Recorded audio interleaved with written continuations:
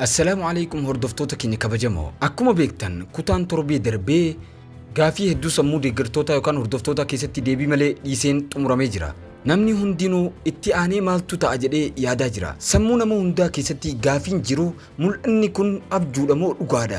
Daawwattoonni yeroo baay'ee abjuudha jedhanii yaadu. Mul'ata isa jajjaboo waan ta'eef abjuu ta'uu isaa tilmaamuun salphaadha. Mul'anni Filaaviyuusii fi Orhaan gidduutti agarsiifamee jiru kun xiqqoo jajjaboo ture.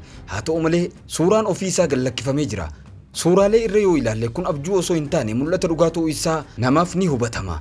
Ta'uu qabas sababni isaas hariiroo Filaaviyuusii fi warra Daarvish wajjin waliin qabuudha. Wal arguun kun karaan biraa itti raawwatamu hin jiru. Seenaa Filaaviyuus akkasitti itti yaadamee barreeffame. Dhugaa dubbachuuf amma onneen Filaaviyuus guutumatti cabee jira. Cabdee qabsoo keessa dandamachuu hin dandeessu. Waan gootullee hin beektu. Eeyyee sultaanni abbaa fi obboleessa isaa lubbuu isaanii itti wareegaman amma kun Orhaan ta'eera. Impiraatorrilleen Orhaaniin akka hoogganamaa jiru yookaan isaan shubbisaa akka jiru itti mul'atee jira. Filaaviyuus kanaaf abdii kutateera. Kanaaf Orhaan Bey fi obboleessa isaa dhabamsiisuu kan barbaadu haloo ba'uun sirrii ta'ee itti mul'ate. Amma maaltu itti aanee ta'a? Gaafii guddaadha. Mallattoo wanti ta'u dubbii warra Daarvishii fi Rabbii yaadachuu isaaniiti.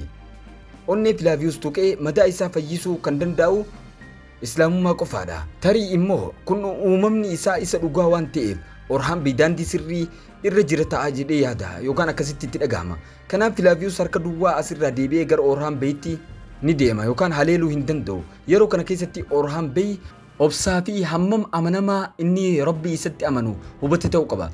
Tarii Orhaan Bey ta'uu danda'a. Namni amala Meertii Bey caalaa agarsiisuu hin danda'u ture. Akkasuma iccitii Seeyfii Filaaviyuus harka jiru yeroo dhiyootti akka ifa ta'u kaasuun beekamaadha yookaan isiniif ibsa. Usmaanonni hundinuu hamilee fi gootummaa isaa duraan beeku yookaan kana beeku. Filaaviyuus Turkii Taatar ta'uu isaa yeroo ifa ba'u kun biyyoota keessatti jeequmsa guddaa kan uumu ta'a. Onnee Filaaviyuus gara Islaamummaatti ni deebi'a.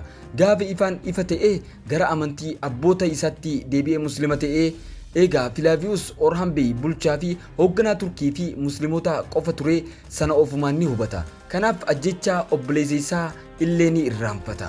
Inni Orhaan Bey cinaa ni dhaabbata. Akkasuma Filaaviyuusii fi Orhaan Bey garba garbatti walitti garagalanii lola keessatti isaanii lolu ni argita. Sunis sadarkaa baay'ee ni guddisa. Daawwattoonni jijjiiramni maaltu iskiriiptii Filaaviyuus irratti godhamuu qaba jettanii yaaddu? Waan barbaachisaa ta'e isinillee koomentii irratti barreessaa.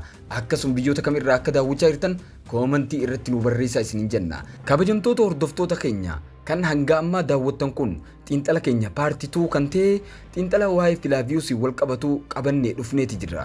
Egaa wantoonni ammaan tani dubbanne kun hundinuu sammuu namoota baay'ee keessatti gaafii ta'ee kan dhaabbate yoo ta'u fiilima torbee darbee gara dhumaa irratti akkuma Seeyfii itti qabateen Filaaviyuus xumuramee jira. Maaltu ta'a namoonni baay'een gaafii baay'eef keessa deddeebisaati jira. Kanaaf xiinxala kana qabannee dhufne. Kanaaf viidiyoolee keenya kan akkanaa kana yeroo isinitti dhufe akka vaayiraala ba'uuf taasisa. Viidiyoo keenya laayik godhuu hin dagatinaa. Akkasuma hiriyoota keessaniif sheer godhuudhaan xiinxala keenya akka itti fufnuuf nu jajjabeessaa isiniin jaa. Xiinxala keenya irratti yoo yaada qabaattan koomentii irratti nu barreessaa.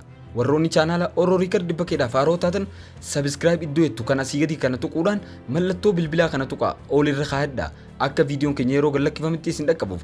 Kanaaf warroonni fiilima Orhaan Bey yookaan fiilimoota keenya afaan Oromootiin sa'aa lamaan guutuu isaa argachuu barbaadan karaa telegiraama keenyaatiin nu argachuu dandeessu. Karaa telegiraama keenya iddoo seerchii irra dhaquudhaan Oromoo Riikardis FN gootanii ni argattu. Yookaan ammoo koomentii jalqabaa jalatti liinkiin keenya ni jira waan ta'eef liinkii telegiraama keenyaa iddoo jettu kana tuquudhaan seenuu dandeessu. Kanaaf galatooma. Haga viidiyoo biraa qabannee walitti dachaanutti nagayaan nuuf tura isiniin jenna.